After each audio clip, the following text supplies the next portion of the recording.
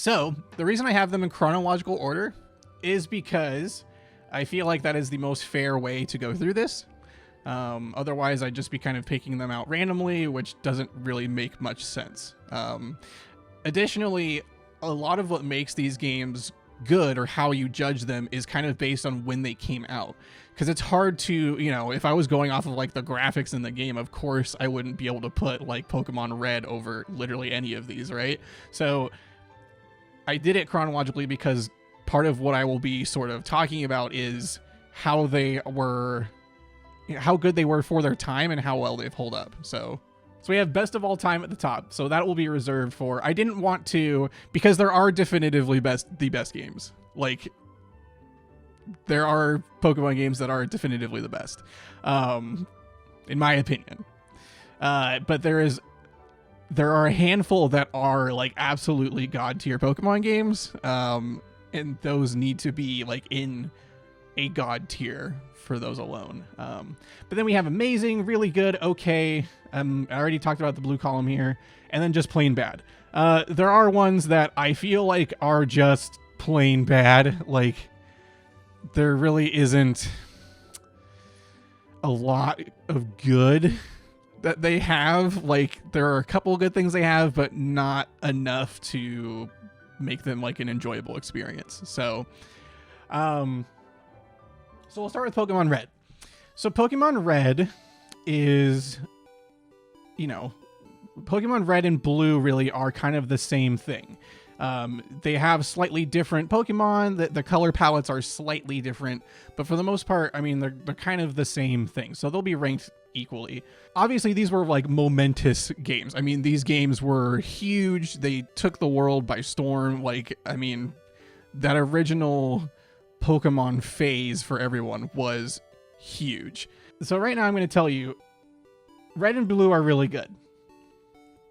So the difference between these is amazing basically means that like you can replay those and it's a great experience. It's like you don't just get tired or bored of it after the first like hour. Like, it's that first, those playthroughs are always enjoyable. It's easy to find ways to have fun with them.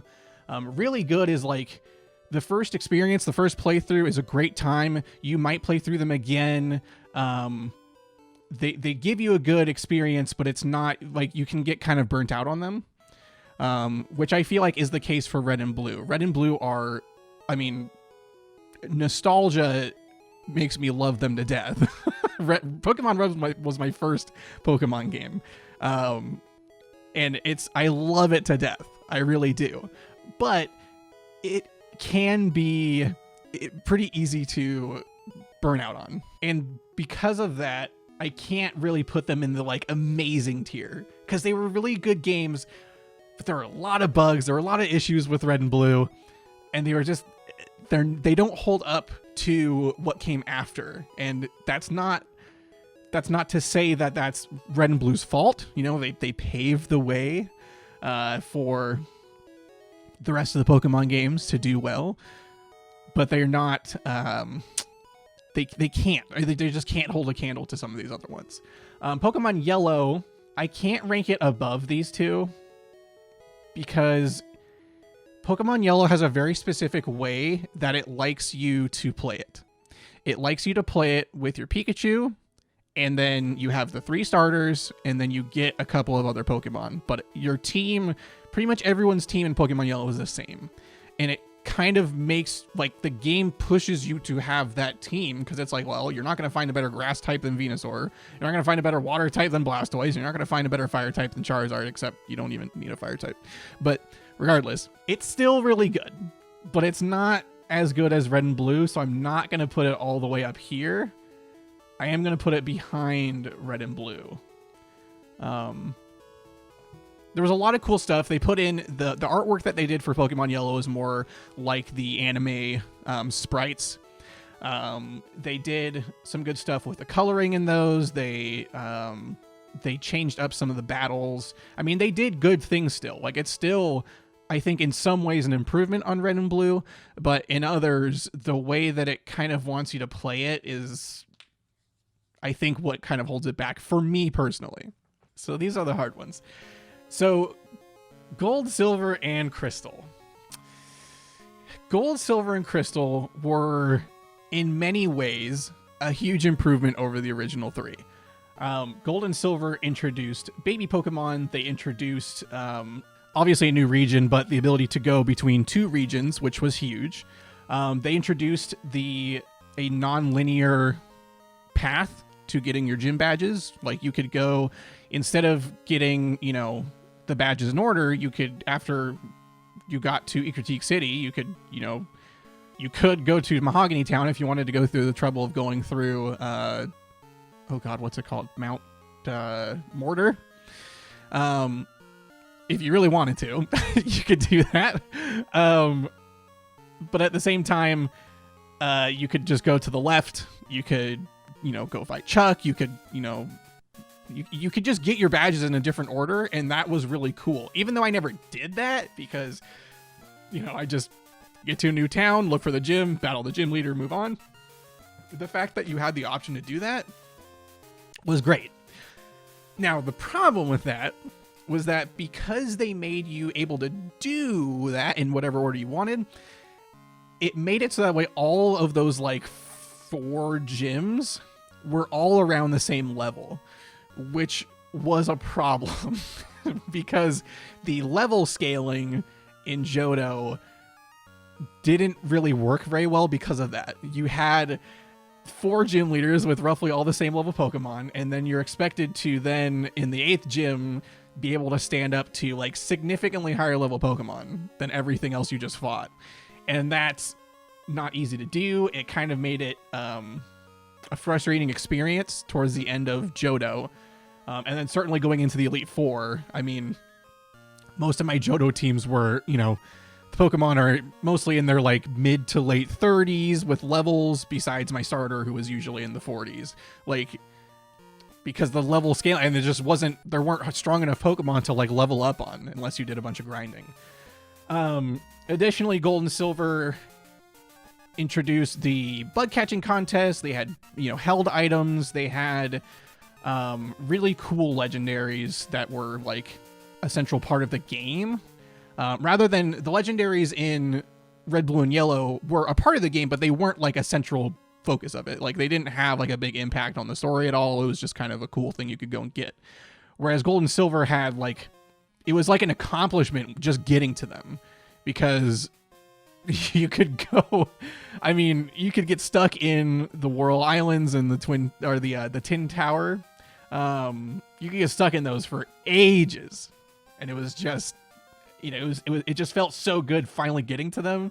And then whether you use your Master Ball on them or not, you're supposed to save your Master Ball and then do the duplication glitch so you could catch all the legendary dogs. But regardless, they were really fun to use. The animations for the moves were really cool.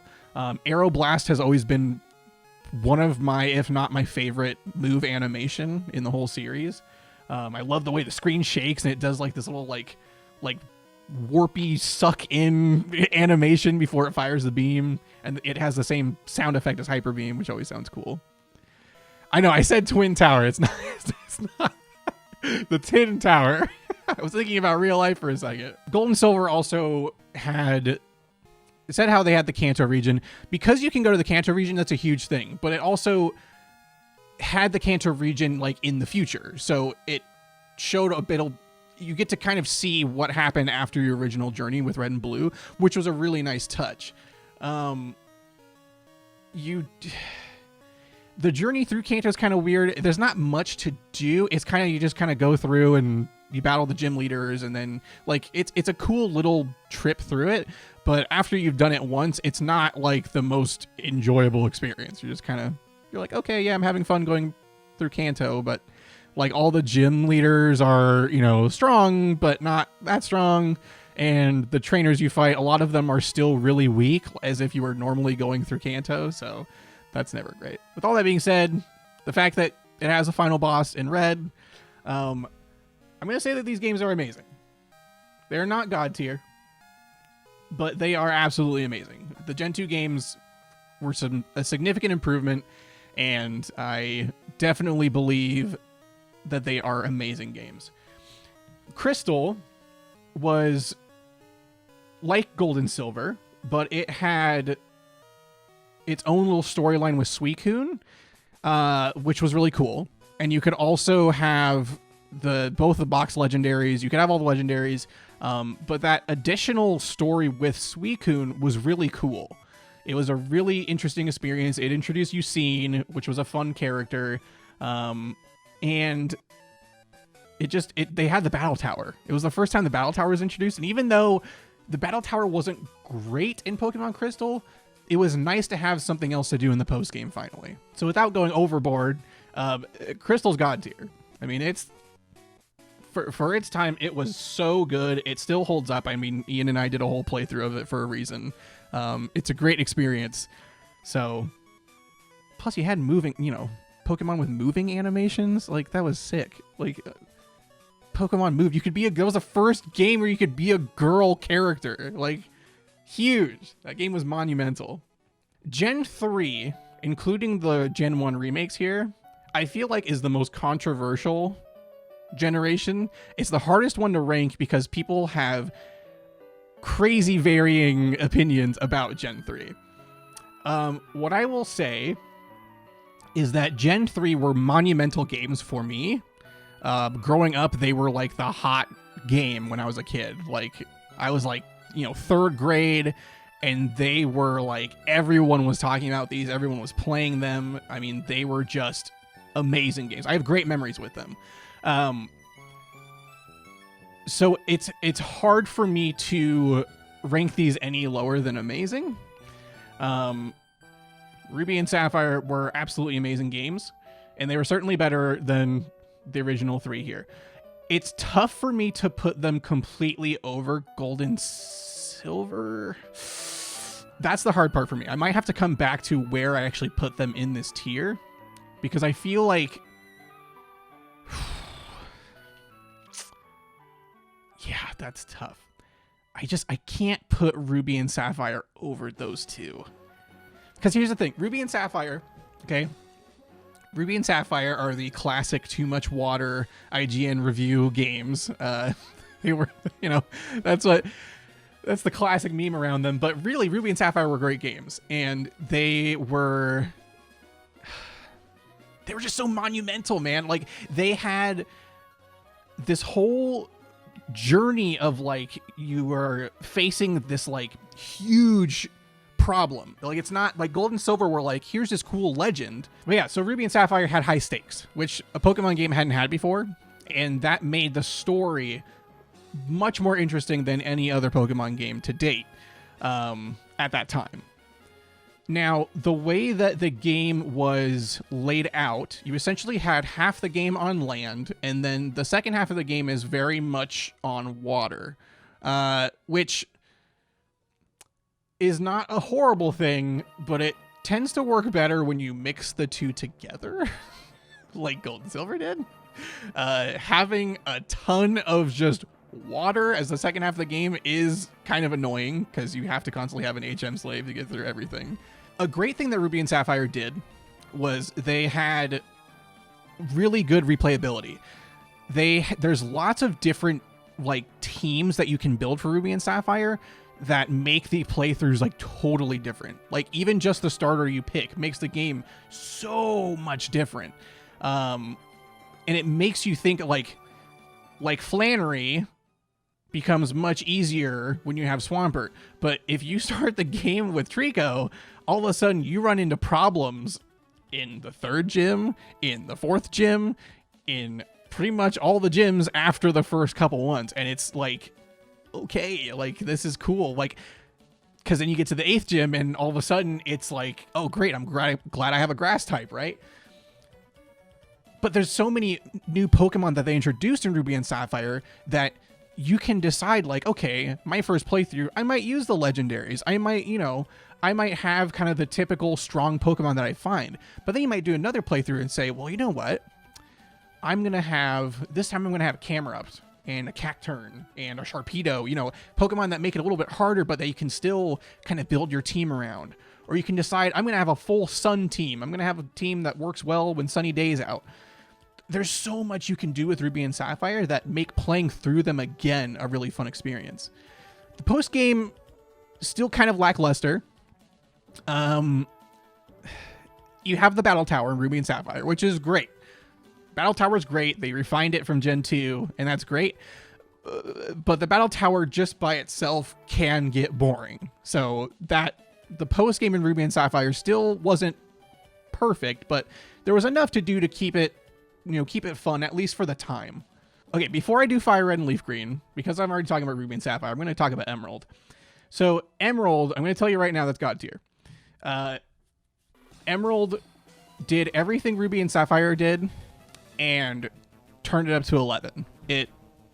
The story was incredibly entertaining to go through.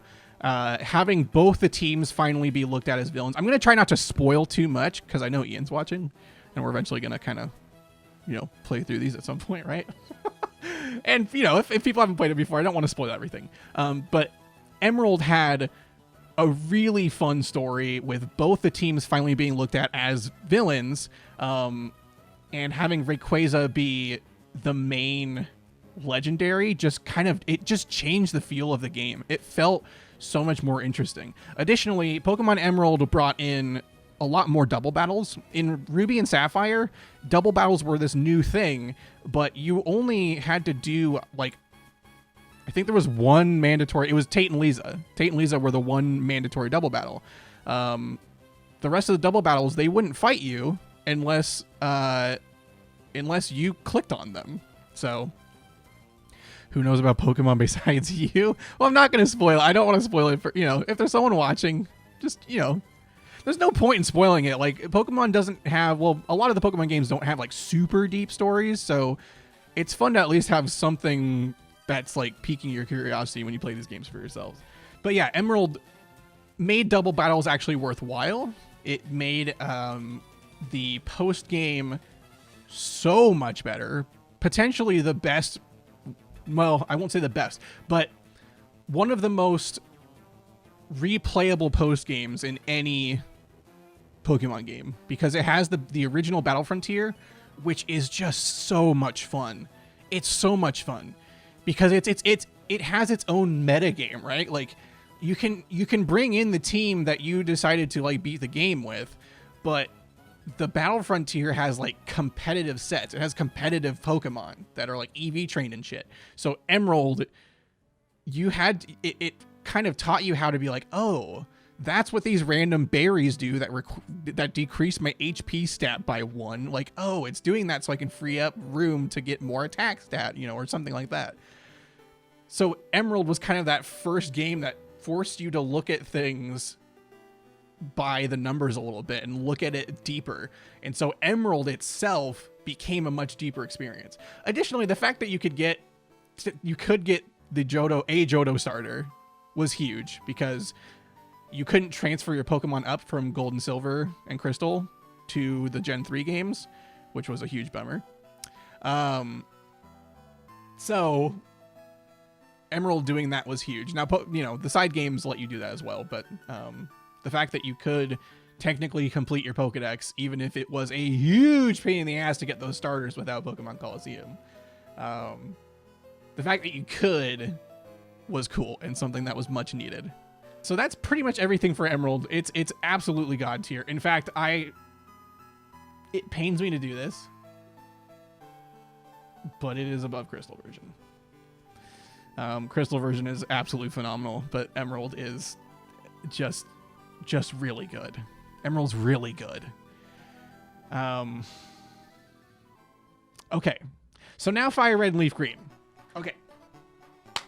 So Fire Red and Leaf Green were the remakes of Red and Blue. Fire Red and Leaf Green were a lot of people's first Pokemon games, because they thought, well, rather than getting the original games, why don't I just get the newer ones that are remakes that are certainly much cooler, right? And when these came out, I remember when these came out, and it was huge. People were like, oh my god, this game is cool. It feels like Ruby and Sapphire, but it's Kanto, and everything was updated. The music's updated. Everything was super cool. And Fire Red and Leaf Green introduced the Sevi Islands, which were a huge The Sevi Islands were huge because you had the first couple of them during the main story, but then after you beat the game, then you unlocked the rest of the Sevi Islands. And there was a huge like post-game story with it that I actually never finished all of, I don't think. I did most of it, but there was definitely more that I didn't even know about until like the last couple of years. And I was like, oh my God, like I never even got to do that. So the fact that these games, after having, you know, owned them for 15 years or whatever that I've owned these, like the fact that there's still new things that I don't remember, like that's cool. Like Gold, Silver, Crystal, you know, the original 3 games, like I've done everything in those. I got it. But the fact that I can still go back to Fire Red and Leaf Green and find new things is really cool. I have to say, these games were a significant improvement on the originals. Fixed a lot of the bugs. The music's great. The feel of the game, just the feel of being in that game, the aesthetic of it is really good. I think that Fire Red and Leaf Green personally are the definitive Kanto games. Like, even though Pikachu and Eevee came out as well, and there's Kanto versions in other, you know, Johto games and everything, Fire Red and Leaf Green, I think, are the best Kanto-based games.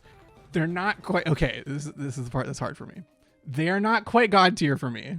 And I know that there are people that could be like... I act like people are even going to care about fucking the Brassydoots Pokemon game ranking. Fire Red and Leaf Green are amazing, and they are at the top of this tier right now. Because they really are. They are so good. Like, Fire Red and Leaf Green are so good, but they are not God tier. Because, and here's why. Okay, I said a lot of good things about it, but I'm going to tell you why they're not quite God tier. Fire Red and Leaf Green have a problem with the level scaling. So when you go through the original Kanto games, by the time you get to the Elite Four, some of your Pokemon might be underleveled, but you've had to do enough battling to where your team is still solid. Fire Red and Leaf Green, it's not the case. Fire Red and Leaf Green, every time I've played through those games, I go into the Elite Four with one Pokemon over level 40. In the Elite Four, everyone's like 50 plus. I, for the life of me, cannot get high enough level Pokemon in those games without just grinding like crazy.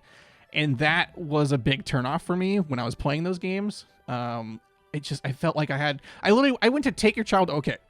My original playthrough of Leaf Green, I went to take your child to work day, with my stepdad at the time.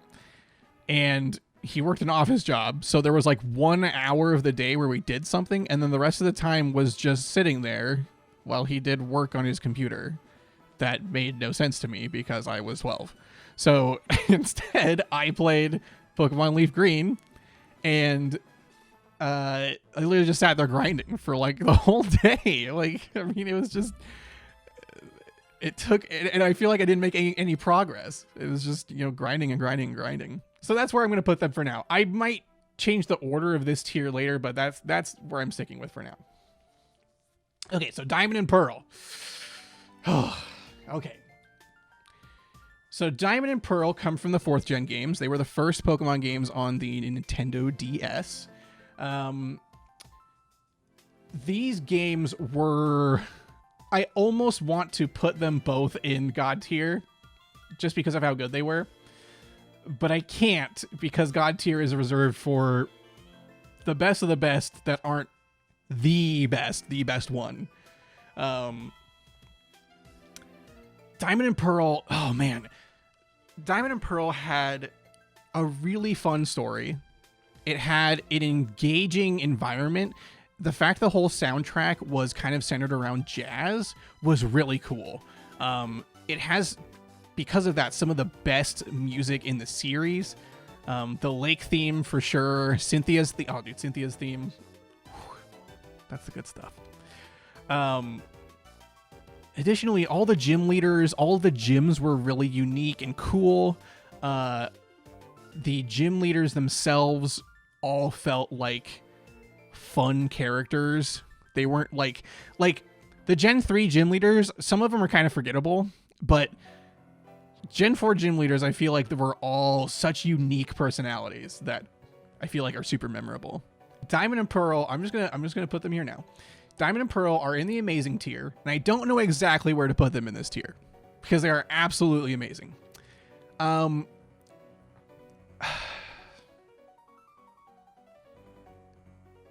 For now, I'm gonna put them over Fire Red and Leaf Green.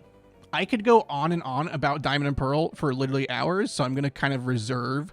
I'm gonna reserve myself because I put like hundreds of hours into my Pearl version. Okay. These are absolutely, in fact, I'm going to put Pearl over Diamond. Suck it. Platinum goes in God tier. Platinum is everything Diamond and Pearl did, and in many ways, just so much better. Its post-game has an area where you can refight gym leaders, and that makes grinding in the post-game so much better. So much better. The fact that you can just refight them in this place every day, there's like 3 of them in there, and you can just battle them over and over again. It's so great. I absolutely love Platinum version. Even though I played Pearl way more, Platinum just, I mean, the fact that Giratina got a new form and the story revolves around that, the fact that there's a whole distortion world you can go into for the story, like, that's super cool. It's just, I think putting it in the section is enough. So, well, that's the thing, is to say that like Ruby and Sapphire are on the same tier is right, but some games are a little bit better than others while kind of being in the same tier. That's why I think it matters personally to put them like in the same tier, but order them how I think it's best. But yeah, again, Platinum, I can go on and on about Gen 4. I'm not going to, because Platinum, I mean, it needs to be up here. Well, yeah. I could make a whole video about why Platinum is so good, okay? And that's not what we're here for. Okay. Heart Gold and Soul Silver. For those of you who know me pretty well or have watched a lot of my content, you will know how I feel about these games. Using my data to say Gen 3 better be top tier. I mean, they're all in, the Gen 3 games are all up in the top tiers, if that makes you feel better, Sam.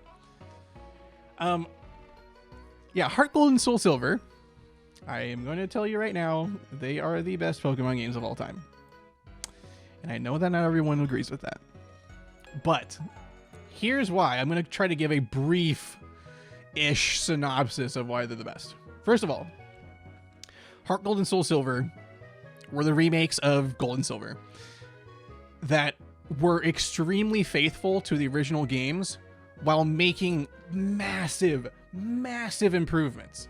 Like, playing Gold and Silver while having a physical special split for the moves was huge, because now Feraligatr felt more usable.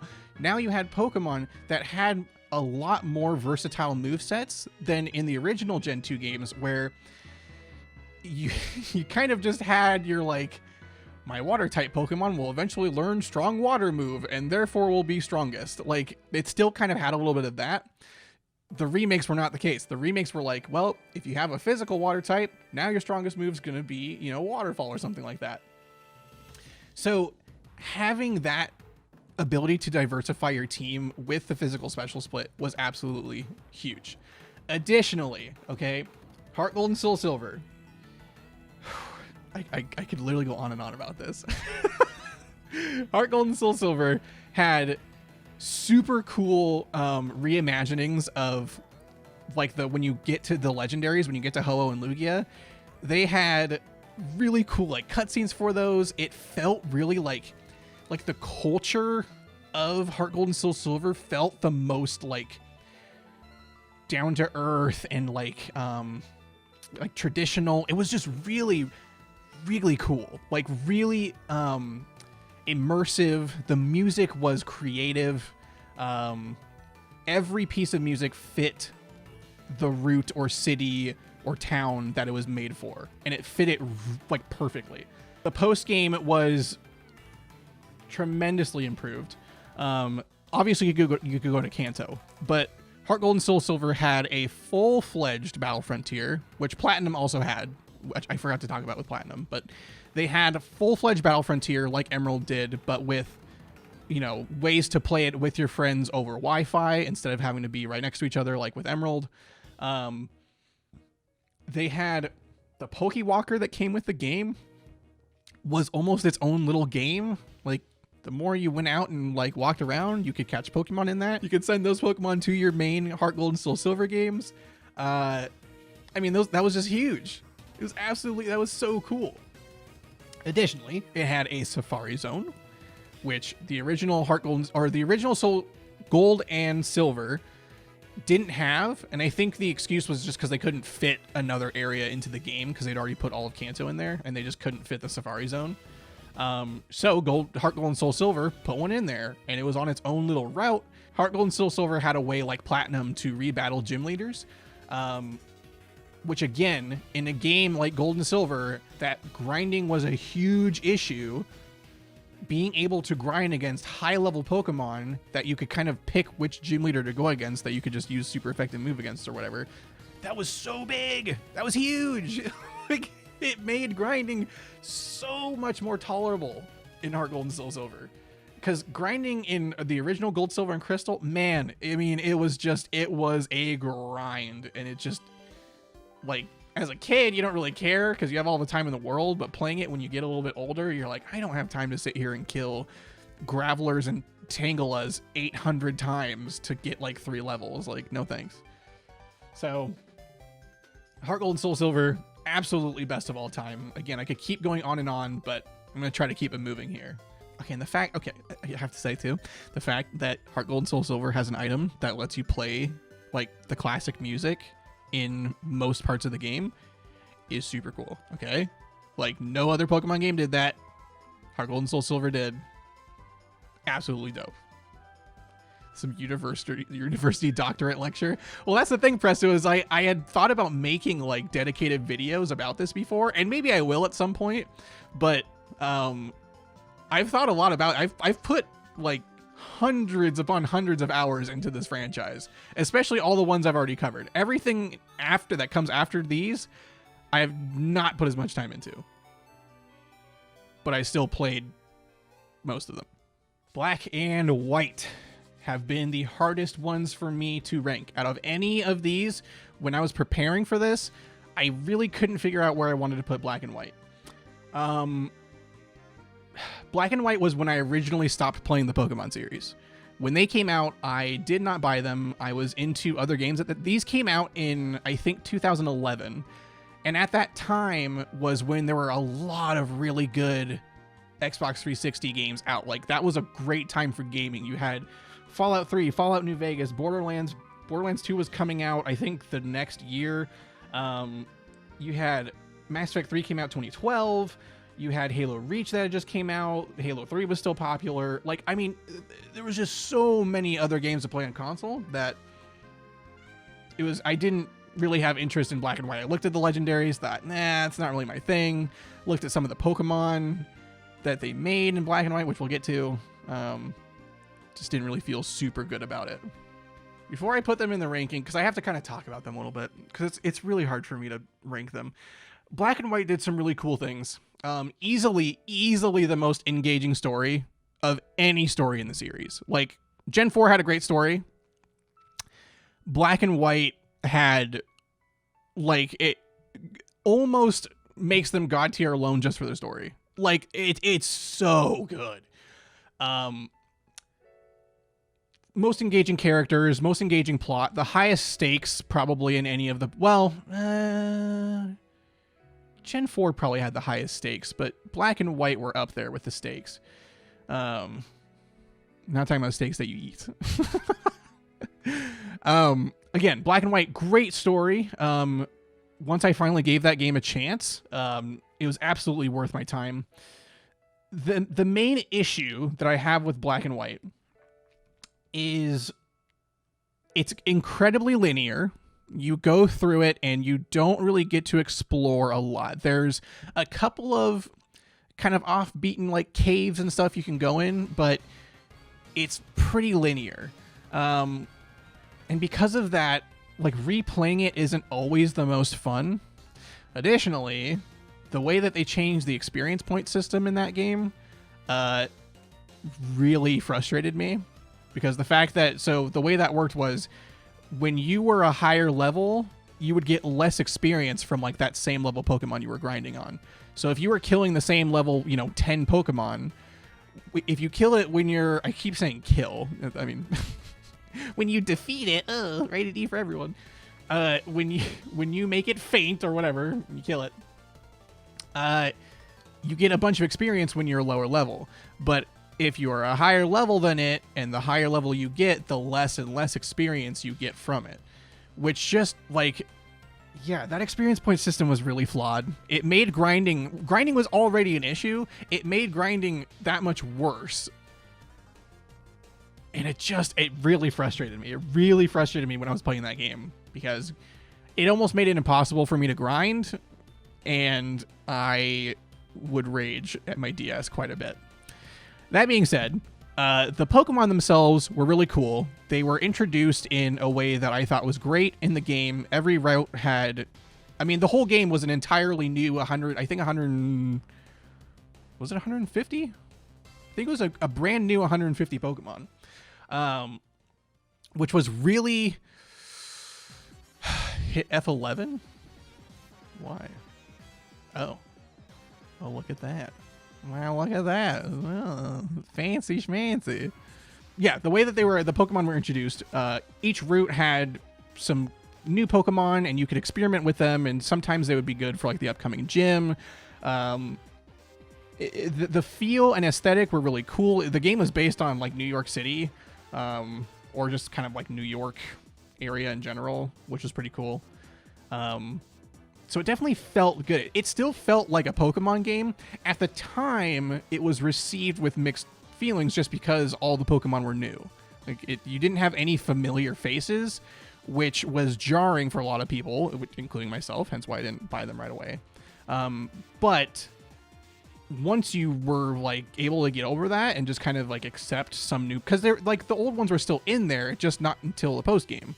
So once you were able to get over it and play it like I was, it was definitely worth it. The biggest change that worked really well for Black and White was that they made the TMs reusable. You could use them over and over again without having to get new ones. So in Gen 4, where I just had to use an action replay so I could get like 99 of every TM, because I got sick of having to like start a new game to get another fucking solar beam or whatever, right? Instead of doing that, I could just play Black and White and it could reuse the same TMs over and over again. Now, does being able to teach every Pokemon in the world, Thunderbolt and Ice Beam and Flamethrower, is that a good thing? For competitive integrity, as far as like having fun with the game still, not really. But it at least made it a lot more fun in the post game when you were trying to do like the harder stuff. It made that significantly better. So overall, a really good change there. See, if my buddy Nick was watching this, he'd be raging at me because I'm not putting these in God tier.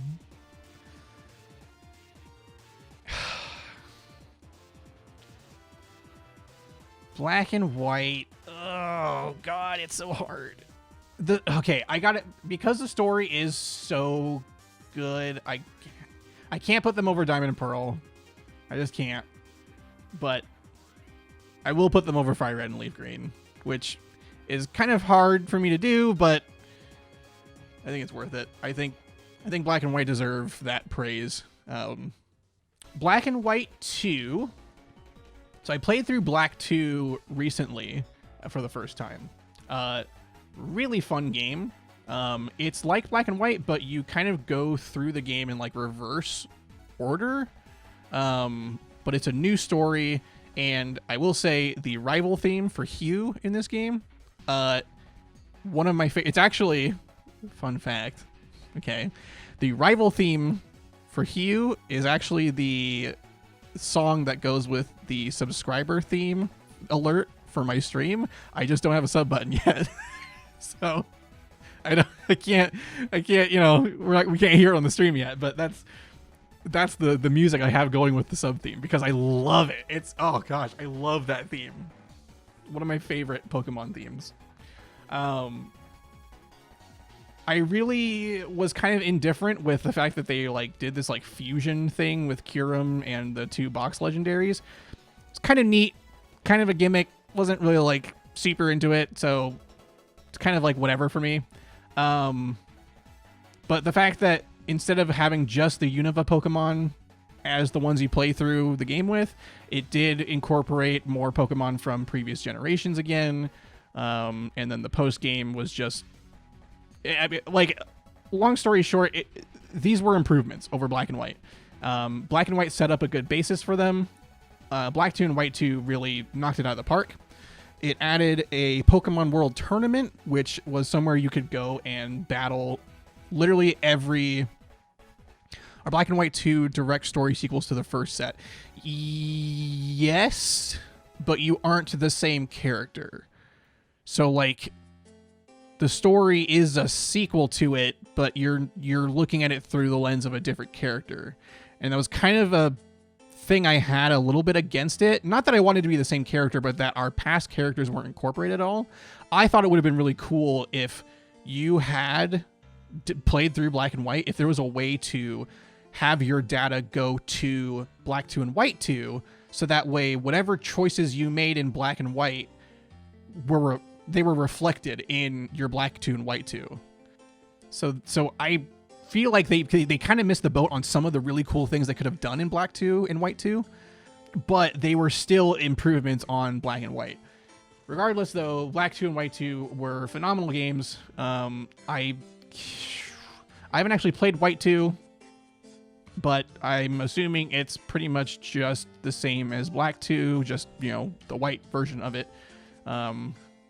So it's basically white. And I did see white version, so like I'm going to put them in this kind of the same spot. Why did Black and White get so much hate? Was it because they introduced addressing the morality of Pokemon battling? I mean, I kind of addressed what they got hate for, because I was one of the haters originally. Mostly just all the new Pokemon, and some of the designs were pretty bad. I didn't talk about that too much, but the designs of some of the Pokemon, I mean, this was a generation where you had the card, you know, the car key Pokemon, you had the ice cream Pokemon, the trash bag Pokemon. I mean, there was just some designs that were like, okay, this was when people started to think they were running out of ideas. But I think that's what happens when you try to make a whole new 150. And the fact that there were so many useless Pokemon too. Like, there were really strong, cool Pokemon in Black and White, but there were also some that were like just useless pieces of crap. So, yeah. Okay, for now, I'm going to have to come back to this category because we have so many in this category that I might have to move some. I'm going to put them above Black and White, but not above Diamond and Pearl yet. We'll revisit it. Okay. X and Y. Okay. So X and Y I have not beaten yet.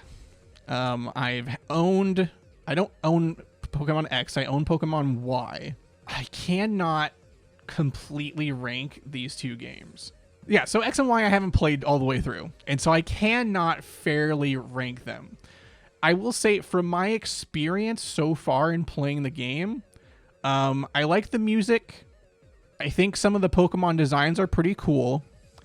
If I had to rank them, like if I had to give them a ranking, it would be just plain bad.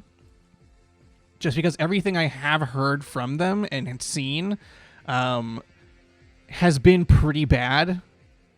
This was the generation that introduced the experience share that gives experience to literally everyone for the normal experience share amount. Pokemon Yellow had an EXP all, but it gave hardly anything to all the Pokemon. It gave like a 2% fraction or whatever of the XP. But because I have not played through them all the way, I don't feel like I can put them there yet. X and Y had like 3 gym leaders. Had gym leaders with 3 Pokemon. Yes, so that's what I also was running into early on in my playthrough of this. Is the gym leaders suck. They are trash so far, and from what I've seen, the Ice-type gym leader, which comes at like towards the end of the game, is also trash. So yeah, and the 3 moves thing is the big thing too that I've heard about. But here's the thing. I cannot rank them because I have not played through them or seen enough of them. I have not watched a playthrough of it to be able to make a good opinion of like on the game. So for now, they are in the blue I cannot rank category. Now, Omega Ruby and Alpha Sapphire, I have played through. Well, I played through Omega Ruby, and I will say the initial playthrough for Omega Ruby was like magical. It was magical. I mean, hearing Gen 3 music, which was very much like MIDI horn, sounds, hearing that like upgraded to Gen 6 soundboards on the 3DS, like I literally cried when I first loaded up the game and was like, got out in Little Root Town and heard the like remastered Little Root Town theme. I literally cried. I was like, oh my god, this is like, it like threw me back to being 8 years old. It's so good. And just that whole first playthrough, man, like I can't spoil anything, so I have to make sure I don't, because Omega Ruby and Alpha Sapphire included stuff with the story that came after the initial story with this whole like Delta episode thing that was like one of the coolest post-game things in any Pokemon game.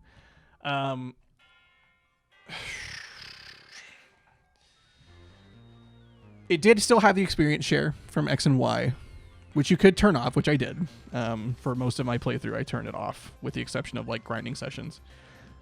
The problem is that, so some people will be like, well, why don't you, instead of having to grind, why don't you just leave the experience share on at all times and just, go with that? The problem is that the experience share is still busted, and it just makes it so that way all your Pokemon are overpowered and overleveled. Whereas grinding, you can kind of fine-tune where your Pokemon are at. So, Omega Ruby and Alpha Sapphire, the initial playthrough is so good. It is a very, very good experience. The post-game is extremely lackluster. Like, after the Delta episode, I remember beating that and being like, man, they must have added, if that's how this post-game starts, this post-game must be incredible. And it wasn't. Everything after the Delta episode was, I say everything like there's anything. I mean, you have, instead of having the battle frontier like they had in Emerald, they literally just had like a battle tower again. And that was so disappointing. Like, someone who has played Emerald and bought these games and thought like this is going to be the coolest post game, the fact that they did not have a battle frontier was one of the most disappointing things in any Pokemon game. That being said, again, the initial playthrough is really, really good. It stays extremely faithful to the originals as far as like the feel of the game, the atmosphere, the music, everything. So, and it had Mega Evolutions, which was dope. I thought Mega Evolutions was a really cool thing that they introduced. So I'm going to say, yeah, we're going to have to take a look at this list again. We're going to have to kind of change our criteria for for how we're ranking these. Okay. Because these are also amazing. Like, these are... no, you know what? I'm going to say now these are really good. They are not quite amazing, and it's really because of that post-game. Omega Ruby and Alpha Sapphire, really good, but just... there's just stuff that's missing that they really needed to do for this remake that they didn't do. That's right, Presto. That's yes. It was, they used the excuse of like attention spans and that they didn't think anyone would care about it, which was absolute bullshit. So that's where I'm going to put those for now. They're obviously ahead of Red, Blue, and Yellow, but yeah, post game after the Delta episode just like seriously knocked it. If they had done a good post game, these games would be god tier.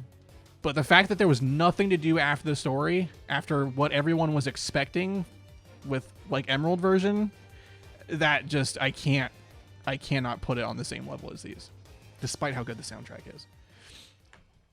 Okay, Pokemon Sun and Moon are plain bad. I don't really think I have to say a lot here with Pokemon Sun and Moon. I think Sun and Moon are actually horrible Pokemon games. I pretty much hated my whole playthrough of Pokemon's. I had Moon. When I played through Moon, I was bored for 90% of the game. The last, like, big part of the story was entertaining. And I was interested in that part, but that was the last, like, 10% of the story. The whole rest of the game is your rival holding your hand and being your chum and your friend and never once being, like, mean or anything. He was just, like, this super nice rival. And I'm like, I don't feel like I want to kick his ass. He doesn't feel like a rival. He feels like just my best friend that I'm having a journey with. Like, that's not a rival. That's just my best friend. Which Gen 4 kind of had a similar issue, but still, like, the rival felt more competitive. Like, the rival kind of meant something. How is worthless. How sucks. His team is always bad. He holds your hand through the whole game. He randomly just gives you max revives and shit like that. The islands themselves were pretty bland. I didn't like most of the setting in general. I thought I would. I thought going into it, oh, this will be pretty cool. I wonder how they do this kind of Hawaii-themed Pokemon game. But there was only like one city I even really liked in the game. And then the rest of it was just plain bad. That's the best way to put it. The way that you get the legendaries, pretty bland. Like, it was okay, but not really anything special compared to some of the other titles. And then the post game, again, there's just, like, what do Sun and Moon offer? What do Sun and Moon offer in the post game that's better than pretty much any of the other games that were out at that point? Like, obviously the post games in Red, Blue, and Yellow weren't as good as Sun and Moon because they came out like 20 years after.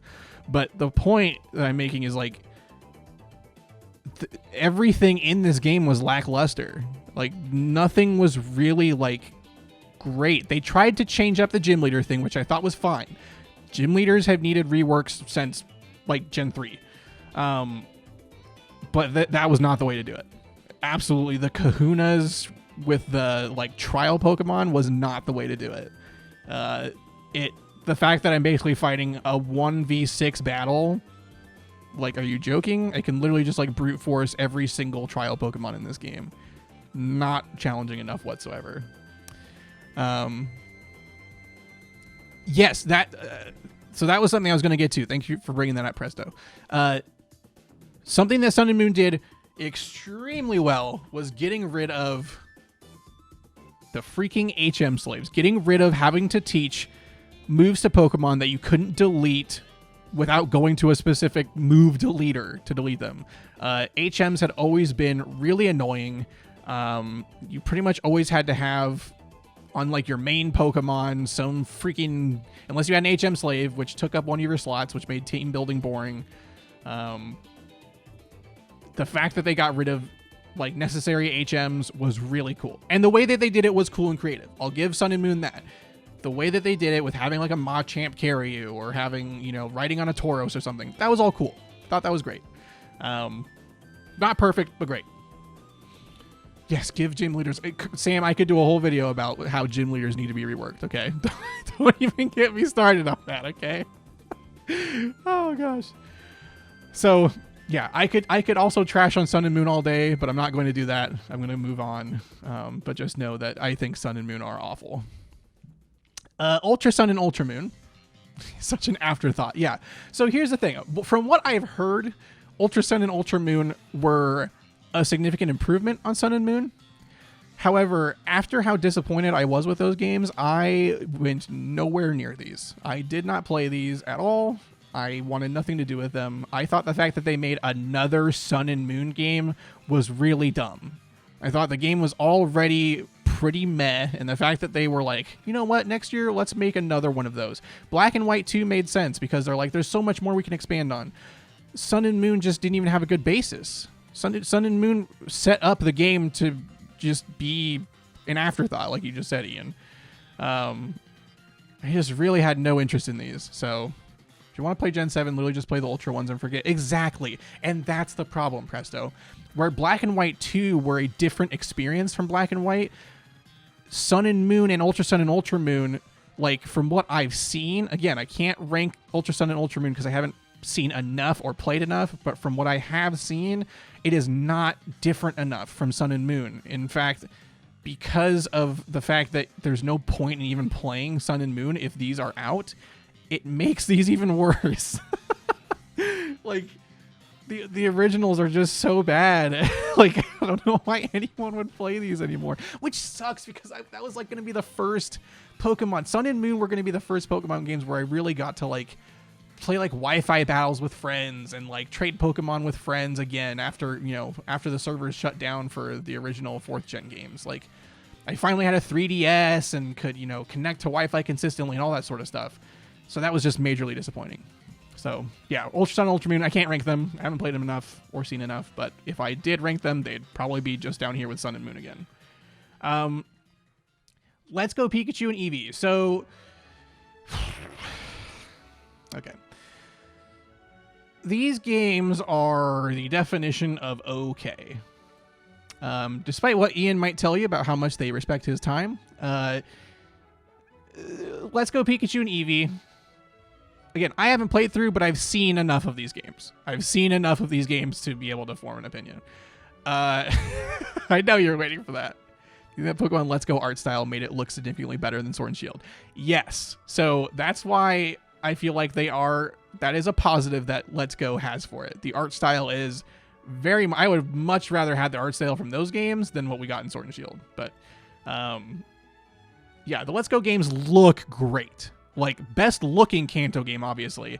The feel isn't quite the same as the original Kanto games. I mean, the fact that Lavender Town isn't even, like, creepy anymore, like, was kind of a bummer with these games. They have some good things going for them.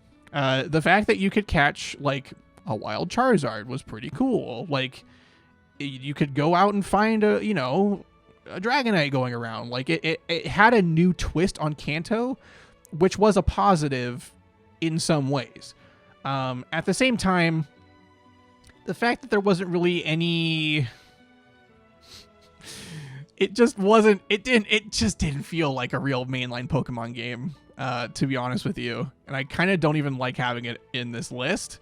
But it still technically is one, so... I mean, it was kind of... Here's the thing, Ian. It was already in the list, so I'm like, yeah, I guess I'll put it here. Because it is Kanto. Like, it is technically a mainline game. It's just another twist on Kanto. So it's like, it's enough like a mainline game for me to put it here. Yes, it was. That's the thing. It was definitely a scheme for Pokemon Go. It was definitely like, let's cash in on this Pokemon Go thing and connect it to this new game system that we have. Pokemon, this was a really fun game to shiny hunt in. I actually watched a streamer buddy of mine shiny hunt in this game quite a bit. It was fun to shiny hunt in. It was cool to like go for like a living shiny hunt dex. It had a cool twist on like having the Pikachu or Eevee depending on which game you played. It had this cool twist where they could have like different moves, so you could like have a move that let you use fly with your Pikachu, that sort of stuff. The catching mechanics I hated in Pikachu and Eevee. The fact that you don't get to even battle the Pokemon that you're trying to catch, I thought was stupid. It felt way too much like Pokemon Go in that regard. It changed the dynamic of the encounters, which made it unique, but being unique isn't always good. And I don't think Let's Go Pikachu and Eevee had a great uniqueness to them, but I think they are, if you can get the game on sale, I think it's worth a playthrough. But it's not something you're going to put a lot of time into. It's kind of just like, okay, that was neat to play through, but I'd rather just play Fire Red and Leaf Green. So now Sword and Shield. To be honest, the hardest part of ranking these two games for me is how do I order them in the just plain bad category. Trying to figure out whether Sun and Moon is worse than Sword and Shield is the hardest part for me. I know that some people like Sword and Shield. And I know that with the DLC coming out, they've added a lot of Pokemon back into the game. They've added some new areas. The wild area, yes, Presto, is very good. It's a great idea. It just wasn't executed very well, in my opinion. I think the wild area was a really cool idea that they just made without much passion. It was kind of something that they were like, I bet you people will like this. And they put it in the game, but I don't feel like it was very well thought out. It could have been way more grand, way cooler, way more like engaging. Instead, it was kind of like, here's this giant kind of social hub, I guess, where you can also find random cool Pokemon out in the wild, which is cool, but the animations for the Pokemon were shit. So it made it just goofy to look at a Gyarados like T-posing in the water. Second DLC is pretty good. You actually get to explore and you're actually off leash for once. Yeah, I mean, but that's the thing is like, if a game is dependent on its DLC to make it playable, that's a problem. Like, especially because the first DLC was super boring. Like, I haven't played the second DLC because the first DLC was so boring. Like, I streamed that first DLC thinking I'd have fun with it. I really didn't. It was really boring. And I made my own fun with some of the things, like trying to get the Volcarona to attack me, and it never did, which pissed me off. But the base games, if we just focus on the base games, okay? The base game of Sword and Shield is literally like, here's this pretty game with really bad animations in the overworld, but cool move animations. The move animations were great. Like, the battling, I thought was great in Sword and Shield. As well, the battling, the way it looked. The way it played wasn't great because they got rid of all the strategy moves and tried to put new ones in there. Like, the fact they got rid of Pursuit was dumb. Like, why are you getting rid of moves? I can't. Getting rid of the National Dex is one thing, okay? Like, that's obviously what knocks it down this far for me. But the fact that they got rid of moves, too, like, come on. Like, let me just dumb down the game for the children, right? Yeah, Sword and Shield pissed me off with that. The story itself, if you want to call it a story, was extremely lackluster. The only cool part of the story was when you went to the 7th gym area, and it's like finally something that's not just happy-go-lucky, have fun kid. Even though it still kind of was. But like, the whole Dynamaxing thing was really dumb. It was really dumb. The fact that we got rid of Mega Evolutions and Z moves, which Z moves were already kind of dumb, but at least the animations were cool.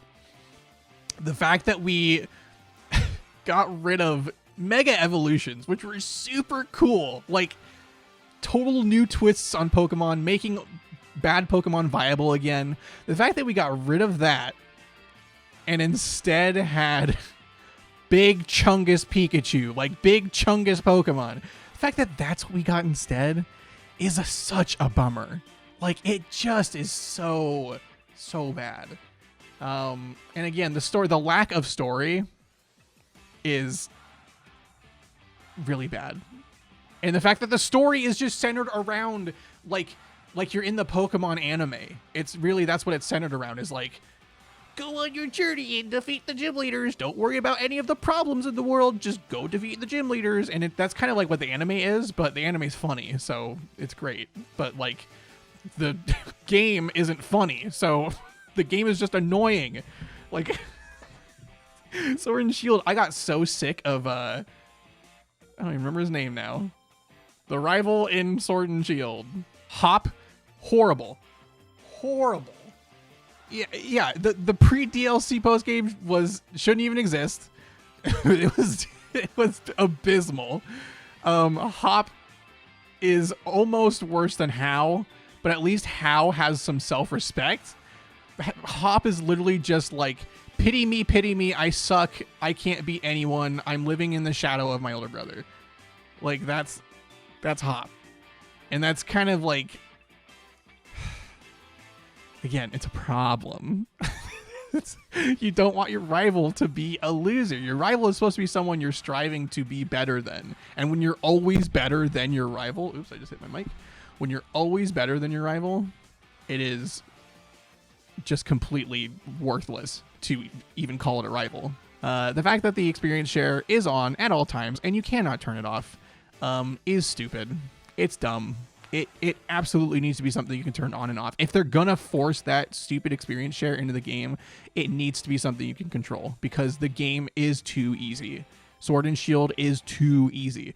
The only tough battle in that game is the champion battle. That's it. Every other battle is a piece of cake. I tried my hardest in Sword and Shield. Well, I guess Sword, because I played Sword. I tried my hardest to, like, not grind. I literally never spent time grinding. I would only fight the trainers and then keep moving on because, like, what's the point? Some of the little mini games before gym leaders. Yeah, I mean, the gyms themselves were interesting. Like, that was something Sword and Shield had going for it. Like, again, some of the way the game looked and some of the gameplay things, like, were okay. But again, this, like, when I first started off this tier list, I was talking about how, like, some of these games don't have enough positives to outweigh the significant negatives they have, and Sword and Shield have significant negatives. I do like the idea of, like, Pokemon raids. I like that idea. That was some of the most fun I had, was doing raids with Sam when I was, like, a super low level and we were fighting, like, 5-star raids, and I'm sitting there, like, with my level 20 starter, like, flame charging a, you know, giant Dragapult or something. Like, that was a lot of fun because, you know, when its shields would go up, I'd still be able to knock a shield off. Like, you know, I could help so long as it never attacked me ever. There wasn't enough fun in the game without just dicking around with friends. Like, if you could mess around with friends in the wild area, like, that was fun. You could do raids or whatever, but, like, the main game itself was just so bland. Even though some of the environments were cool. Like, I don't remember what the area is called, but it's like that, like, foresty town where there's all, like, the glowing lights and you find the, like, imp Pokemon in there or whatever. Like, that area was probably my favorite. It felt like a how do I explain it? The fairy town, yeah. The fairy town was really cool. Really liked that area. The aesthetic, that was like peak Pokemon Sword and Shield aesthetic. Yes, that was the only one that brought joy in. It really was. I loved that area. So I liked the scale of some of the cities. I liked how, like, big some of them felt when you were there. But the fairy town was absolutely the best one. But there was just never, it felt like there were no stakes. It was a game that I felt like wasn't made with enough either passion or time. I think if they had more time, instead of churning these out like Assassin's Creed games every year, like, I feel like they'd actually have made a better game. But even then, I just feel like Sword and Shield were like, okay, we gotta get, like, a new idea for a new Pokemon game on the Switch. What are we gonna do? And they just kind of threw this one together, but it just was, like, really bland, and people were expecting, like, I mean, especially after Pokemon Colosseum and Pokemon XD Gale of Darkness on the GameCube had, like, creative new takes on Pokemon that were, like, it made for a whole new different experience. Pokemon Sword and Shield, instead of doing that where it's like a new experience with some, like, fun familiarity, it was a really watered down experience of Pokemon, and it's not really what you're looking for. So that's where I'm going to stop talking about Sword and Shield. Again, I could keep going on and on, but I'm going to just stop shitting on the game. We know it's just plain bad. So let me take a look at our list here. So with our list, so the best of all time, we have Heart Gold, Soul Silver. God tier, we have Platinum, Emerald, and Crystal. I still don't... Having Emerald behind Platinum is still hard for me. I am going to leave it there, because Platinum does have more to offer. But if I was being super nostalgic glasses, I'd put Pokemon Red and God tier, but it's not. Like, it's objectively not, so I can't put it up there. I feel like the okay tier needs... I think these 3 tiers need some rework. So I'm going to be a little bit more picky with the amazing tier, okay? Ruby and Sapphire, my nostalgia eyes look at it and are like, these are amazing games. But they don't offer as much in the post-game as these other games do. Oh, God, that's hard to do. But I'm going to do it. I'm going to put them at the very top of really good. Pokemon Yellow is going to move down to okay. Because I do think Yellow is worse than Red and Blue. But Yellow is going to be in front of these two. Honestly, I don't know. These are interchangeable. I think both are just equally bad. Sword and Shield and Pokemon Sun and Moon, I think, are just... You know what? Honestly, Sun and Moon are ahead because they have all the Pokemon in it. Like, that's... I mean, that's what Sun and Moon has over it. The fact that you can have all the Pokemon, whereas Sword and Shield don't. So...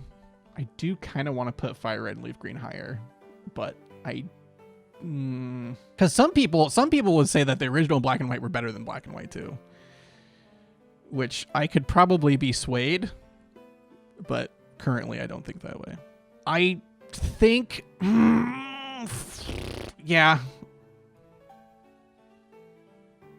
Oh, but the story is so good. The story's so good. The story's so good. I don't know if I can do that.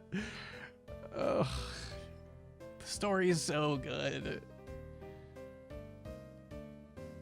But these games were iconic, man. Fire Red and Leaf Green are fucking iconic, dude.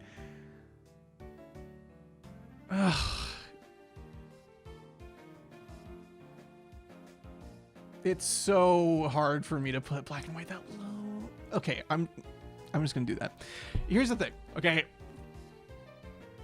Fire Red and Leaf Green are just, there's just something beautiful about them that I can't explain with words, okay? I cannot explain with words why Fire Red and Leaf Green are so good. I tried, but I just can't. They have their downfalls, but there is just something magical about playing through those games. I'm gonna just say this. They're tied with the original Black and White for me. Like they are. I can't have them be tied here, but they're tied basically for me. I think they're just where you know, Fire Red and Leaf Green falter with the story or lack of any story. Like they do have a story with the Sevi Islands, but you know, Black and White have the best story in the series, arguably. But I mean, it's not much of an argument. It's the best. The gameplay is just really, really good. It's charming. It's fun. It's like, it's just it's hard. But I'm gonna leave it at that. I'm gonna leave it at that. That's my tier list. Screenshot it, whatever. I don't care. That's where I'm putting it. Anyways, have a great one, guys. Edison, Sam, Ian, Presto. Geo came in for 2 seconds like he always does and then leaves. You guys are all great. And if anyone else is in here or was in here, thanks for hanging out. Appreciate it. Have a great night. And that's all I have to say. I don't know how to end streams very well. So there we go.